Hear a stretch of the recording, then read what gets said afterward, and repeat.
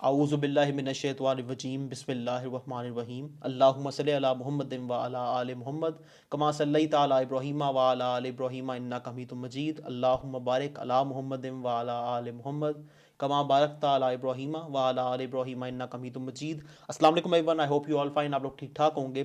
ये वीडियो काफ़ी अरसे के बाद बन रही है, इससे थोड़ा सा लेट बनना था लेकिन हम इसको टाइम से पहले इसलिए लगा रहे हैं कि क्योंकि पेपर्स बहुत हमारे करीब आ चुके हैं इस टाइम पे और स्टूडेंट्स की बार बार क्यूरीज भी इन चीज़ों के बारे में आ रही होती हैं, तो हम लोग साथ साथ उस काम को यानी कि एक बार रीस्टार्ट करने का या यानी कि दोबारा स्ट्रीमलाइन लाने का हम फोकस करेंगे। मैंने पहले वादा किया था कि हम लोग कोशिश ये करेंगे कि हम अपने वापस डीएसएलआर वाले सेटअप के ऊपर आ सकें, और मैंने उसमें आपको एक यानी कि हर्डल भी बताई थी कि इसमें बड़ी मेन हर्डल ये है, कंप्यूटिंग पावर के अंदर जो है हमें थोड़ा सा इशू आ रहा था कि वीडियोस को एडिट करने के लिए उतनी कंप्यूटिंग पावर नहीं थी। हमने अपनी इक्विपमेंट वाला तो बहुत पहले ऑर्डर कर दी थी, लेकिन इस वक्त जो है कुछ इंपोर्ट के अंदर जो होती है ना यानी कि डिलेज वगैरह आने की वजह से और कुछ यानी कि इक्विपमेंट रिसीव होने के इशूज़ के अंदर तो हमें काफ़ी थोड़ी सी लेट रिसीव होगी। लेकिन मैंने इस चीज़ पे गौर किया है कि हमारे यानी मेरा जो कंटेंट लोग सुनते हैं, जितने भी स्टूडेंट्स हैं, उनका फोकस वीडियो एडिटिंग से ज़्यादा या कितनी ड्रीम टीम्स हैं हमारे पास उससे ज़्यादा या हमारे जो है हम कितने पिज़्ज़ाज ऑफर कर रहे हैं इससे ज़्यादा उनका फोकस होता है हमारे कंटेंट के ऊपर। ठीक है, तो जब ये चीज़ हमारा फोकस है तो उसमें हम लोग इस कंटेंट को डिले नहीं करेंगे फॉर एनी अदर रीज़न। जब हमारे पास इक्विपमेंट आएगी will shift to that format, लेकिन हम कंटेंट को कंटिन्यू किए रखेंगे क्योंकि पेपर से इस वक्त बहुत करीब आ चुके हैं। सेकंड चीज़ ये है कि जो स्टूडेंट मुझे पर्सनली कांटेक्ट कर रहे हैं व्हाट्सएप के ऊपर, फेसबुक के ऊपर, मुझे टाइम बहुत कम मिल पाया पीछे से, तो मैं उनके क्वेश्चंस को आंसर नहीं कर पाया। जैसे ही मुझे इंशाल्लाह टाइम मिलेगा इस वीक में या विद इन नेक्स्ट वीक, तो मैं उनको इनको भी आंसर करके वापस उसमें स्ट्रीमलाइन में आ जाऊँगा। थर्ड चीज़ ये है कि हमारी आमतौर पे जो वीडियोस होती हैं वो पर्टिकुलर सब्जेक्ट्स के बारे में होती हैं। ये video across the board apply करने के लिए है for most of the O level subjects की प्रिपरेशन। हम एग्जाम टेक्निक की बात नहीं कर रहे हैं, हम पर्टिकुलरली प्रिपरेशन की बात कर रहे हैं, क्योंकि पीछे टाइम हमारे पास तकरीबन 2 से ढाई महीने रह गए हैं कि उनको प्रिपेयर किस तरह करना है। कोई भी और टाइम्स आया कि बगैर पहली चीज़ पे आते हैं, जो हमारा सबसे पहला फैक्टर है, जितने भी सब्जेक्ट्स जिनके अंदर आपका एमसीक्यू का पेपर एग्जिस्ट करता है, इररिस्पेक्टिव कि वो कौन सा सब्जेक्ट है, ये मैं आपको अक्रॉस द बोर्ड एक बात बता रहा हूँ जो आप अप्लाई कर सकते हो ओ लेवल में या इवन ए लेवल के अंदर भी। जिन भी सब्जेक्ट्स के अंदर एमसीक्यू का पेपर एग्जिस्ट करता है उसकी जब आप प्रिपरेशन स्टार्ट करोगे, देखो मैं हमेशा ये बात करता हूँ कि आपने बुक से स्टार्ट करना है, ये बात तो अक्रॉस द बोर्ड बात सही है, ठीक है, सिवाय आपके मैथमेटिक्स के सब्जेक्ट के पर्टिकुलरली। लेकिन ये कि मोस्टली बाकी सब्जेक्ट्स में आपने बुक से ही स्टार्ट करना है। लेकिन जब आप उसकी पेपर प्रैक्टिस स्टार्ट करोगे, जब आप उनकी ये अब वो टाइम आ चुका है जब आप पेपर प्रैक्टिस कर रहे होंगे, पेपर्स को यानी कि साथ साथ ज़रूर चेक कर रहे होंगे, आपने इन सब्जेक्ट्स की जो पेपर प्रैक्टिस है वो एमसीक्यू वाले पेपर से ही स्टार्ट करनी है। ये कोई आउटसाइड द वो एक बात नहीं कर रहा मैं। इसकी दो तीन मेन रीजंस हैं। पहली रीज़न ये है कि जो आपके इनके ऐसे सब्जेक्ट्स के जो सेकंड पेपर होते हैं ना, आपके जो आपके थ्योरी के पेपर होते हैं या जो आपके बेसिकली यानी टेक्निकल नॉलेज के पेपर होते हैं, अगर आप इकोनॉमिक्स अकाउंटिंग की साइड पे आ जाओगे टेक्निकल नॉलेज के पेपर हो जाएंगे, अगर आप बायोकेमिस्ट्री की साइड पर रहोगे तो वो आपकी जो यानी कि थ्योरी के पेपर हो जाएंगे। उनमें क्वेश्चंस टेक्निकली अनलिमिटेड बन सकते हैं, उसमें क्वेश्चन की कोई लिमिट नहीं होती है, हर तरह का क्वेश्चन बन सकता है। ठीक है, उनसे प्रैक्टिस करने का नुकसान ये होता है, स्टार्ट करने का प्रैक्टिस अपनी फास्ट पेपर की, कि आपको लगेगा मुझे कुछ नहीं आता। ठीक है, एक पेपर करोगे बिल्कुल डिफरेंट नज़र आएगा, दूसरा उससे डिफरेंट नज़र आएगा, आपको एक पॉइंट पे आके फील होगा यार मुझे कुछ भी नहीं आता। उससे बहुत बेहतर है कि आप प्रैक्टिस स्टार्ट करो एमसीक्यू के पेपर से। एमसीक्यू के पेपर में वैल्यूज चेंज हो सकती हैं, एमसीक्यू के पेपर में क्वेश्चन की वर्डिंग चेंज हो सकती है, लेकिन क्वेश्चंस जो है ना वो बहुत लिमिटेड हैं जो आपकी, क्योंकि देखो एमसीक्यू का पेपर जो होता है ना वो बेसिकली फोकस कर रहा होता है आपके डिस्टिंक्ट कॉन्सेप्ट्स ऑफ द उसके ऊपर, यानी सब्जेक्ट के डिस्टिंक्ट कॉन्सेप्ट्स के ऊपर कि क्या क्या डिस्टिंक्ट बातें उस सब्जेक्ट में पढ़ाई जा रही हैं। ठीक है, तो कभी बहुत कम इस तरह होगा कि आपको एमसीक्यू पेपर में दो एमसीक्यूज बिल्कुल एक दूसरे से मिलते जुलते मिले एक ही पेपर के अंदर। वो आपके उन डिस्टिंक्ट चीज़ों को टेस्ट करेंगे जहां स्टूडेंट चकमा खा सकता है, जहां स्टूडेंट से गलती हो सकती है, जहां स्टूडेंट को जो है एक होता है ना यानी जेन में एक आपके जो एक डाउटफुल बात है क्रिएट हो सकती है। मैं बिल्कुल सिंपल एक एग्जाम्पल देता हूँ, बहुत आसान एग्जाम्पल, अकाउंटिंग के स्टूडेंट्स के लिए वो इस बात को जल्दी समझ जाएंगे, या इवन इकोनॉमिक्स स्टूडेंट के लिए मैं मिसाल ले लेते हैं कि अगर मैं आपको इकोनॉमिक्स में ये बात करूंगा ना कि यार ये जो एक ग्राफ बना हुआ है इसके अंदर क्या हमारा ग्राफ शिफ्ट होगा या इसमें एक्सटेंशन आएगी, तो कोई भी इकोनॉमिक्स का स्टूडेंट जिसने इकोनॉमिक्स पढ़ी है वो जानता है कि ये चीज़ यानी ये इतना स्मॉल पॉइंट ऑफ अंडरस्टैंडिंग है कि जो अगर सही अंडरस्टैंड कर लो ग्राफ कभी गलत नहीं होगा, और अगर इसमें आप अंडरस्टैंडिंग में गलती करते हो तो ग्राफ हमेशा गलत होगा। वो ये है कि अगर आपकी प्राइस चेंज हो रही होती है पहले तो आपकी एक्सटेंशन आती है, कंट्रैक्शन आती है, और अगर आपकी प्राइस जो है वो सेकेंडरी फैक्टर बन जाता है, किसी और फैक्टर से चेंज आ जाता है तो शिफ्ट आएगा। अब ये एक चीज़ अगर आप एमसीक्यूज़ का पेपर करोगे ना बार बार, आपसे एक दफ़ा गलती होगी, दो दफ़ा गलती होगी, एंड में आप सीख जाओगे। तो ये चीज़ आप जब थ्योरी का पेपर करोगे उसमें ट्रांसलेट होगी, आपको वो चीज़, वो जो गलती आपके जहन में होगी कि मैंने ये गलती नहीं करनी, वो आपकी थ्योरी के पेपर को सपोर्ट करेगी। Similarly it goes for all subjects, जो भी इस तरह के सब्जेक्ट्स होते हैं, एमसी का पेपर आपके वो कंसेप्ट टेस्ट करता है जिसमें आप गलती कर सकते हो। तो जब आप उस गलती को करने को, यानी जब आप एमसी के पेपर से वो गलती से बचना सीख जाओगे, तो आपके लिए बाकी पेपर्स को करना ज़्यादा आसान हो जाएगा। एक तो हमारी पहली चीज़ ये हो गई। दूसरी चीज़ हमारी, जब आप पेपर प्रैक्टिस कर रहे होते हो उसमें ये चीज़ आएगी कि आपने पेपर प्रैक्टिस के दौरान जो बड़ा एक कॉमन मिस्टेक होती है वो ये है कि लिखाई बच्चे छोड़ देते हैं। देखो ये ना, अभी आपको बात बड़ी सिंपल लग रही होगी, स्पेशली उन स्टूडेंट्स के लिए जो पहले साल में अपेयर हो रहे हैं, क्योंकि जो पहले साल में अपेयर हो चुके हैं उनको ऑलरेडी ये बात समझ आ चुकी होगी इस पॉइंट पे कि यार ये गलती हो जाती है। अगर आप राइटिंग प्रैक्टिस, यानी राइटिंग प्रैक्टिस में मुराद ये है कि आप, कुछ बच्चों को होता है कि यार हम पेपर देखेंगे, बाकी से देखेंगे, आंसर सोच लेंगे, इट्स अ गुड थिंग, ठीक है, इससे आपकी, अगर आप रात को फ्री लेटे हुए हो आप इस तरह जरूर प्रैक्टिस करो। लेकिन आपने राइटिंग प्रैक्टिस कंप्लीटली नहीं खत्म करनी। कंप्लीटली खत्म करने से मुराद ये है कि एक ऐसा पॉइंट आ जाए जहाँ आप राइटिंग, रीडिंग, आप जो है पेपर को लिख के अटैम्प्ट कर ही नहीं रहे। होता क्या है कि एक तो हमारी राइटिंग स्पीड बड़ी ख़राब होती है। आपके कुछ पेपर इस तरह के, जैसे इकोनॉमिक्स का पेपर हो गया आपका, आपका बिजनेस का पेपर हो गया, आपकी जो पाकिस्तान स्टडी इस्लाम है तो वैसे ही उसके अंदर पेपर्स आ जाते हैं आपके पास, यानी इस तरह के सोशोलॉजी का पेपर हो गया, इन तमाम पेपर्स के अंदर आपको लिखना बहुत पड़ता है। इसको यहाँ एक चीज़ को यहीं क्लियर कर लो, लिखना बहुत से मुराद ये नहीं कि हमें रेलिवेंट कुछ भी लिखते जाएं, मकसद ये है कि हमें फिर भी लिखना पड़ता है। तो अगर आप पेपर प्रैक्टिस को, यानी अपने, यानी जो रिटन प्रैक्टिस को नहीं रखोगे, तो आप जब पेपर से करीब आओगे आपके लिए दोबारा वो स्पीड मेंटेन करना बड़ा मुश्किल हो जाएगा। पेपर्स की प्रैक्टिस रिटन किया करें, ठीक है। और रिटन करने में मैं हमेशा, जो मुझसे बच्चे पर्सनल कंटेक्ट करते हैं उनको बात बताता हूँ, जो बच्चे पहले साल के पेपर दे चुके हैं उनको ऑलरेडी पता भी होगा, लेकिन हमारे पास जो पेपर में, या तो हमें एक क्वेश्चन पेपर में आंसर सॉल्व करना होता है, या कुछ में हमें आंसर बुकलेट मिलती है। हमारे स्कूल्स में आमतौर पे लूज शीट्स यूज़ हो रही होती हैं। लूज शीट जो है आमतौर पे दस्ते के पेज को कहते हैं, जो खुरदरा सा एक पेज होता है। देखो उसमें यह है कि उस पेज का सबसे बड़ा जो एक ना पॉजिटिव साइड है वो ये है कि हम उसके, जब हम लिख रहे होते हैं तो खुरदरा पेज होता है, उस पर राइटिंग अच्छी आती है, स्पीड से राइटिंग आती है। उसका डाउन साइड ये है कि हमें पेपर में जो पेज देता है वो आमतौर पे A4, जो हमारे 80-90 ग्राम का पेज होता है, वो यूज़ किया जाता है। जो ये जो पेपर वाला पेज है, इस पे आपकी राइटिंग स्लिप होती है, इस पे आपका पेन स्लिप होता है। पेन की जो है निब में से, कई बार अगर आप कोई ऐसा पेन यूज़ कर रहे हैं जिसकी निब थोड़ी बहुत आगे से, वो कुछ लोगों को पसंद होते हैं पेन उस तरह के जिनकी निब आगे से थोड़ी सी मूव करती है, ठीक है, वो आपकी पसंद ज़रूर है, लेकिन उसमें मसला ये है कि उस पेन की निब में से वहाँ पे इंक निकलती है।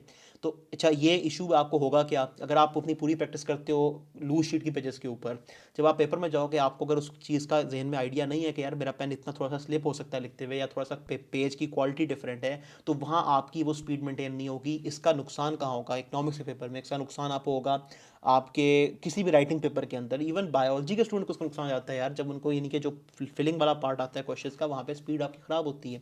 पाकिस्तान स्टडी इस्लाम में तो मैंने कहा वैसे ही वहाँ पे शामिल है, क्योंकि उसमें आपको लिखना बहुत पड़ता है, ठीक है। सोशोलॉजी का पेपर हो गया, इसके अलावा बच्चे, इवन कंप्यूटर साइंस के स्टूडेंट्स के अंदर जो होता है कि जैसे अगर आपको टाइम कम रह जाता है तो फिर आपको इसमें इशू आते हैं।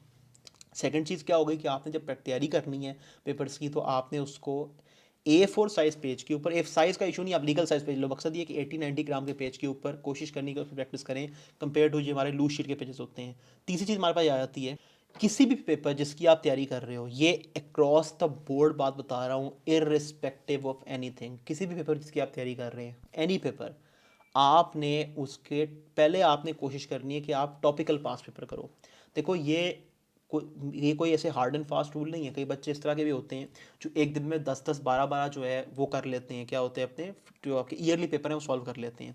अगर आपकी कैपेसिटी इस तरह की है कि आप एक दिन में मल्टीपल ईयरली पेपर सॉल्व कर रहे हो, फ़र्ज़ करो आप, एक एग्जांपल है, केमिस्ट्री का पेपर करने बैठते हो, आप एक दिन में केमिस्ट्री पेपर 2 के 5 6 7 पेपर कर लेते हैं, ठीक है, तो फिर तो आप बेशक ईयरली पेपर करते रहें, क्योंकि अगर आप इस तरह नहीं कर सकते तो फिर आपने पहले टॉपिकल पेपर्स करने हैं। टॉपिकल पास पेपर का मतलब समझ लो, कुछ बच्चों को नहीं पता होता। इसका मतलब ये है कि आपकी जो सिलेबस के टॉपिक्स हैं, या जो भी आपके जहन में टॉपिक की डिवीजन आती है कि यार ये चीज़ें एक टॉपिक में आ जाती हैं, ये चीज़ दूसरे टॉपिक में, उसके हिसाब से क्वेश्चन आपके डिवाइड हुए हों और आप उन क्वेश्चंस को हल कर रहे हो। इसके दो बड़े बेनिफिट हैं।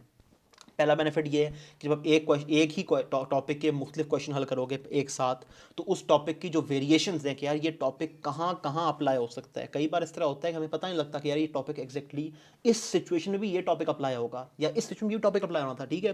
तो ये चीज़ जो है ये हमें बड़ी ईजी हो जाती है, हमें अंडरस्टैंड करनी है कि कौन सा टॉपिक किस किस सिचुएशन में अप्लाई हो सकता है, ठीक है। आपको केमिस्ट्री में ये चीज़ बड़ी कॉमन नज़र आएगी। बच्चों को कई बार मसला होता है इलेक्ट्रोलिसिस कहाँ कहाँ अप्लाई होता है, ये नहीं पता होता कि यार ये इसकी ये भी तो फॉर्म थी अप्लाई करने की, ठीक है। इवन जो आपके सिंपल फार्मूला है, मोल वाला के फार्मूला, उनमें इशू हो जाता है कई बार, ठीक है। इस तरह आपका जो इवन फिजिक्स के अंदर सेम बात है कि आपके फॉर्मूला किस तरह अप्लाई हो सकते हैं, मैथमेटिक्स में तो बहुत कॉमन बात है ये, क्योंकि मैथमेटिक्स में कई बार इस तरह होता है कुछ क्वेश्चन हमें ऑन द सरफेस जो है नज़र आ रहे होते हैं किसी और टॉपिक के, यार ये शायद उस टॉपिक से होना है, इन रियलिटी वो किसी और टॉपिक के क्वेश्चन होते हैं, हमें जब उसको हम अटैम्प्ट करने बैठते हैं तो हमें अंदाज़ा होता है कि यार अगर ये टॉपिकल क्वेश्चन में इस टॉपिक में डाला हुआ है तो इसमें उस टॉपिक की कौन सी चीज़ अप्लाई होनी थी। सेकंड बड़ा इशू ये, जो सबसे बड़ा बेनिफिट है वो ये है कि जब आप टॉपिकल पास पेपर करते हैं तो रेपिटेशन फैक्टर आता है। देखो सिंपल सी बात है, प्रैक्टिस मेक्स परफेक्ट, ठीक है। जितनी दफ़ा आप एक टाइप के क्वेश्चंस को अटैम्प्ट करोगे, अगर आप फ़र्ज़ करो आपने अभी एक क्वेश्चन अटैम्प्ट किया, आपसे वो गलत हो गया, आपने मार्किंग स्कीम खोली, आपको अंदाज़ा हो गया मैंने गलत कर दिया, आपने उसका सही तरीका सोच लिया। अगर आप ईयरली पेपर कर रहे हो बैठ के और आपने पहले टॉपिकल्स नहीं किया तो आप नेक्स्ट टाइप के क्वेश्चन मूव कर जाओगे, उससे नेक्स्ट टाइप के क्वेश्चन पे जब आप अगला पेपर उठाओगे, फर्स्ट आप नेक्स्ट पेपर अटैम्प्ट करते हो, तब तक आपके जहन से निकल चुका होगा मैंने यार इस टाइप के क्वेश्चन में कौन सी गलती नोट की थी अपनी। तो जब आप टॉपिकल पास पेपर कर रहे होते हैं तो उसमें ये फ़ायदा ये होता है कि जब आप एक गलती करोगे आपके जहन में आएगा, आप नेक्स्ट क्वेश्चन 2-3 क्वेश्चन के बाद उसी टॉपिक से यानी उसी टॉपिक क्वेश्चन करते जाओगे, 2 से 3 क्वेश्चन के बाद उस तरह का एक और क्वेश्चन नज़र आ जाएगा आपको। जब आप उस दिन वो क्वेश्चंस करके उठोगे, अगर आप 2 दिन में डिवाइड कर लेते हैं फ़र्ज़ करें टॉपिकल पास पेपर्स में एक टॉपिक को, तो आपको उस टॉपिक गलतियाँ जो है अज़बर हो जाएंगी। इसी के साथ एक बात यही याद रखो कि टॉपिकल पास पेपर्स के जो मैंने जितने भी आज तक स्केड्यूल्स बनाए हैं, मैंने बहुत सारे स्केड्यूल शेयर किए थे लास्ट ईयर, सब पढ़े हुए ऑनलाइन इस टाइम भी। ये स्केड्यूल से मुराद ये कि आपने किस तरह तैयारी करनी है। मैंने हर स्केड्यूल में एक बात मेंशन की है कि अगले दिन पहले आप जो पिछले दिन की गलतियां होती हैं, जो आप फ़र्ज़ करो ये जो मैंने बात समझाई है, आपने टॉपिक में कुछ गलतियां देखी, आपने उनको क्या नाम है उनको यानी अजबर किया, उसको सीखा, अगले दिन अगला काम स्टार्ट करने से पहले ना एक बार गलतियों को रिपीट कर लिया करो कि यार ये गलतियां मैंने की थी और उनका ये जो है मैंने दोबारा इनको अवॉइड करना है, वो आपके जहन में बैठ जाएंगी, बजाय कि आप उसे एक दिन करके भूल जाओ, वो बाद में आपके जहन में रहती नहीं है वो चीज़ें, ठीक है। तो तीसरी चीज़ हमारे पास क्या होगी कि हमने टॉपिकल पास पेपर्स को पहले फोकस करना है compare to yearly past papers. चौथी चीज़ हमारे पास आ जाती है, ये बहुत स्पेसिफिक चीज़ है टू स्पेसिफिक सब्जेक्ट्स, एक ये कंप्यूटर साइंस के स्टूडेंट्स के लिए, दूसरा ये मैथमेटिक्स के स्टूडेंट्स के लिए। देखो इन दोनों सब्जेक्ट्स के अंदर ना पेपर की प्रिपरेशन के स्टाइल का बड़ा इशू है, ठीक है। सबसे बड़ा इशू है मैथमेटिक्स में जो डी सीरीज़ है। देखो मैंने हमेशा हर बच्चे को यही कहा है, मेरे कई कई स्टूडेंट्स मेरी बात रिपीट भी कर देंगे कि मैथमेटिक्स की जो डी सीरीज़ है वो बहुत अच्छी किताब है, बड़ी बहुत अच्छी किताबों की सीरीज़ है। अगर आप अभी आपने ओ लेवल के पेपर जो हैं 3-4 साल के बाद देने हैं, क्योंकि उसमें ये है कि यार वो बड़ी बेसिक किताबें हैं, उनमें जो आपको क्वेश्चंस कराए जाते हैं उस कैलिबर के क्वेश्चंस आपको एग्जाम में बहुत कम मिलते हैं। एग्जाम का लेवल और उन किताबों का लेवल बहुत डिफरेंस है, एग्जाम थोड़ा सा मुश्किल है उससे। अगर इस पॉइंट तक फॉर सम रीज़न इवन अगर आपने मैथमेटिक्स का सिलेबस नहीं भी स्टार्ट किया ना, तो अपने सिलेबस की तैयारी भी पास पेपर की टॉपिकल से करो। बहुत कॉमनली एक बुक मिल जाती है आपको टॉपिकल्स की पास पेपर की, क्लासिफाइड के नाम से, ठीक है। क्लासिफाइड की बुक मैं इसलिए रिकमेंड करता हूँ क्योंकि उसमें आपको तमाम क्वेश्चन एक जगह मिल जाते हैं, नहीं तो आपको ऑनलाइन बहुत जगहों पे टॉपिकल पास पेपर्स की कंपाइलेशन मिल जाएंगी, ठीक है। आप सिर्फ गूगल पे सर्च करो, आपको बहुत सारे टॉपिकल पास पेपर कंपाइलेशन मिल जाएंगी, नहीं तो आप पेपर डाउनलोड कर लो, उसमें से क्वेश्चन देख देख कर लो, कोई इतना बड़ा इशू नहीं है। जो बात समझाने वाली वो ये है कि मैथमेटिक्स की तैयारी आपने करनी ही टॉपिकल पास पेपर से है। अगर आप 3 महीने फर्ज करो इस टाइम आपको कुछ नहीं आता, अगर आप 3 महीने प्रॉपरली क्लासिफाइड से तैयारी कर लेते हो ना, क्लासिफाइड के मुराद ये टॉपिकल पास पेपर से मैथमेटिक्स से तैयारी करते हो, आपका पेपर अच्छा होगा, मुझसे आज गारंटी ले लो। अगर आप इस पॉइंट के बाद भी अगले 3 महीने डी सीरीज पे ज़ाया कर लेते हो, आपके पेपर की यानी गारंटी तो बहुत दूर की बात है, मुझे यानी फिर वो एक सिचुएशन आती है जहाँ आपको होता है ना कि एक होप पे बात छोड़नी पड़ती है कि शायद अच्छा हो जाए। उसका रीज़न ये है कि मैंने बताया कि बुक्स के कैलिबर में और आपके पेपर के कैलिबर में बड़ा फ़र्क है, ठीक है। सो फॉर मैथमेटिक्स तैयारी के अंदर जो बड़ा मेजर इशू है वो ये है कि लोग क्लासिफाइड को फॉलो नहीं करते, यानी कि टॉपिकल को फॉलो नहीं करते। टॉपिकल पास पेपर से ही तैयारी करो उसकी, वो आपको ज़्यादा फ़ायदा देगा, टू द पॉइंट सही क्वेश्चन तैयार करोगे। इसी तरह जो दूसरा पेपर जिसमें बच्चे मसला करते हैं यानी जिनको इसमें उनको इशू होता है, वो आ जाता है आपका कंप्यूटर साइंस का पेपर। कंप्यूटर साइंस के पेपर 2 के लिए देखो पेपर 1 तो पूरा कंप्यूटर साइंस का बुक से आता है, ठीक है। मकसद ये है कि वो बुकिश पेपर है, आपका नॉलेज बेस्ड पेपर है, उसमें आपको आउटसाइड द बुक बहुत कम चीज़ें मिलती हैं। पेपर 2 की तैयारी के अंदर जो सबसे बड़ा ब्लंडर करते हैं हम लोग, मेरे समेत मैंने भी किया था, उसमें यह है कि हमारे जहन में होता है कि यार प्री रिलीज मटेरियल को ना बस रट्टा मार लें, इसको नहीं छोड़ना, बाकी दुनिया साइड पे हो जाए। देखो प्री रिलीज मटेरियल आपके पेपर का बहुत एक बड़ा एक मिनिमल पार्ट है, और उसमें से भी जो बात समझने वाली है वो ये है कि जो एक्चुअल कोड राइटिंग का यानी सूडो कोड राइटिंग का, सीडो कोड कह लो उसको आप, या फ्लो चार्ट बनाने वाला पार्ट होता है पहले क्वेश्चन में, वो बड़ा एक महदूद पार्ट होता है। पहले क्वेश्चन का भी बहुत सारा पार्ट ऐसा है जो आप पास पेपर से तैयार कर सकते हो। 99% बच्चे जो होते हैं वो ये करते हैं कि अपना जो तैयारी का गोल्डन टाइम है ना, वो ज़ाया कर बैठते हैं पास पेपर प्री रिलीज मटेरियल के मुख्तलिफ जो आपको एक वो मिल रहे होते हैं सिनेरियोज उनको जमा करने में और उनका रट्टा मारने में, जो कि आपके पेपर में 6 से 10 मार्क्स के अंदर उसकी जो पार्ट है वो आता है। बाकी जो पेनी इवन क्वेश्चन 1 का जो बाकी पार्ट है वो भी प्रायर नॉलेज पे बेस्ड होता है। टाइप्स ऑफ वेरिएबल्स आपके, ठीक है, इसको यानी आपकी कोड की एफिशिएंसी पे बात करने का तरीका, आपके जो एरे की डिक्लेरेशन है, ये चीज़ें तमाम जो है ये आपके प्रायर नॉलेज पे बेस्ड होती हैं, ठीक है। प्रायर नॉलेज से मुराद ये है कि आपके पास पेपर नॉलेज पे ज़्यादा बेस्ड होंगी कि आपको वो करना आता हो। इस तरह जो है डेटाबेस के क्वेश्चंस जो आते हैं पास पेपर से आप तैयार कर सकते हो, उसमें से पास पेपर को फोकस करोगे आपके डाटा पेपर इजीली तैयार हो सकते हैं। मैं हमेशा रिकमेंड करता होता हूँ स्टूडेंट्स को कि जिस बच्चे की अब तक तैयारी नहीं है वो पेपर 2 की तैयारी कंप्यूटर साइंस की स्टार्ट करे बैक साइड से, बजाय कि क्वेश्चन 1 को पहले फोकस करें ना। पेपर को उल्टा खोल लो, मोस्ट प्रोबेबली आपका आखिरी क्वेश्चन डाटाबेस वाला क्वेश्चन से होता है, उसकी तैयारी करो पास पेपर से। That is a 1 to 2 day ordeal, इससे मुश्किल काम है वो है ही नहीं, ठीक है।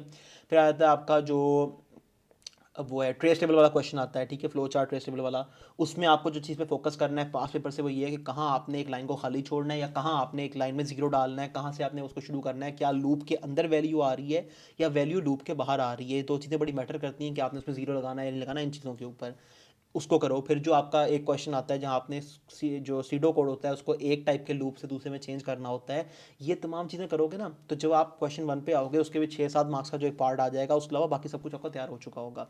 इस तरह आपकी तैयारी ज़्यादा बेहतर होगी कंपेयर टू कि आप उसको जो है फ्रंट से करना स्टार्ट करें, बहुत मुश्किल हो जाता है, बुक में आपको उसका इतना नॉलेज मिलता नहीं है।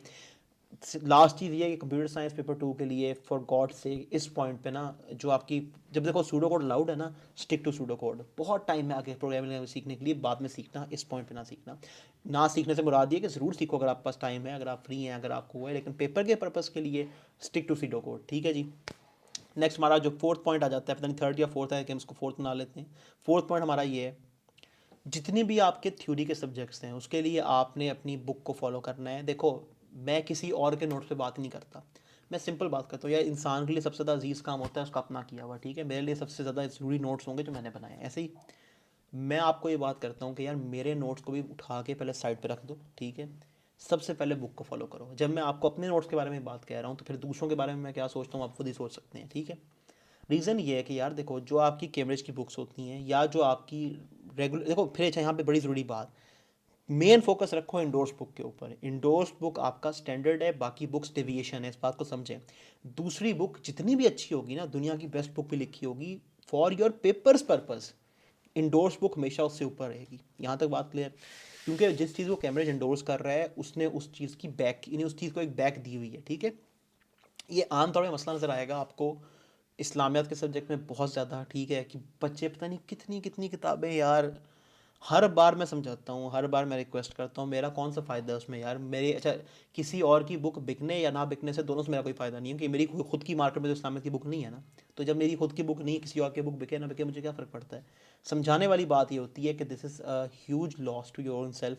और दूसरा फिर वही लास्ट टाइम सर फलां सर ने ना एक गेस्ट पेपर बनाया था, पूरे का पूरा वही आ गया। मैं सोच रहा हूँ खुदा यानी खुदा की कसम है कि मेरे जहन में इस पॉइंट पे आता है कि अगर लोग इतना ही प्रिटेंड करते हैं ना उनका गेस्ट पेपर आता है, तो let's just ask the British council से रिक्वेस्ट करते हैं या कैम्ब्रिज की अथॉरिटी से कि इनके खिलाफ रेड करें यार।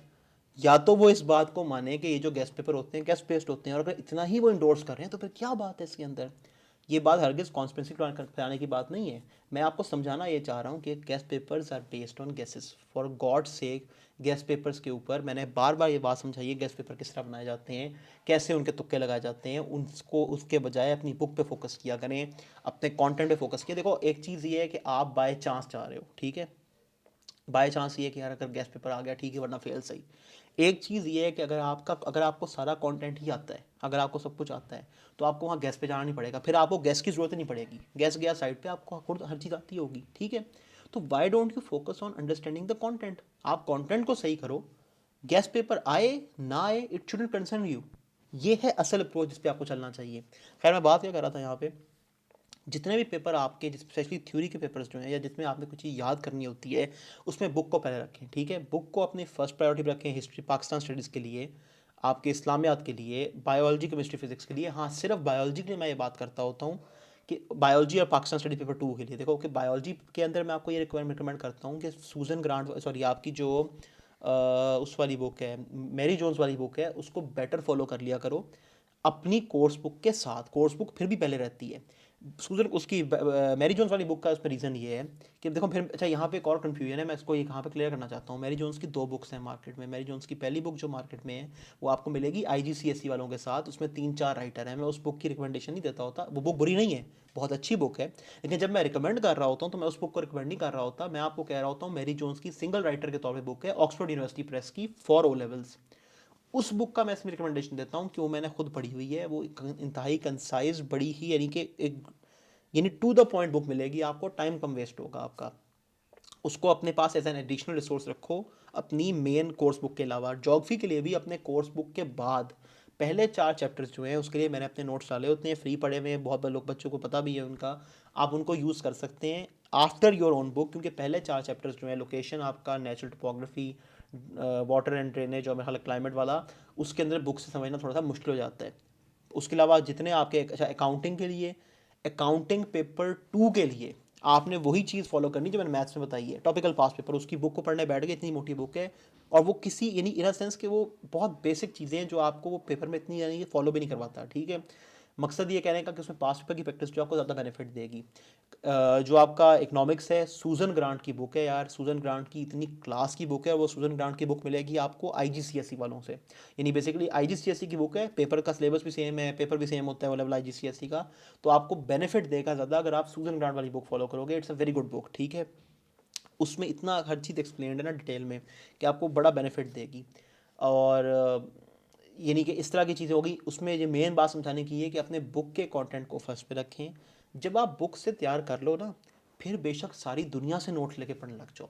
मुझे इस चीज़ से बड़ा अजीब फील होता है कि बच्चों के, मैंने देखा है हमारे अपने ग्रुप में भी बहुत सारे स्टूडेंट्स के आ रहे होते हैं कि please approve the post. Post क्या होती है कि इसके लिए किस किस के नोट्स में जमा कर लूँ।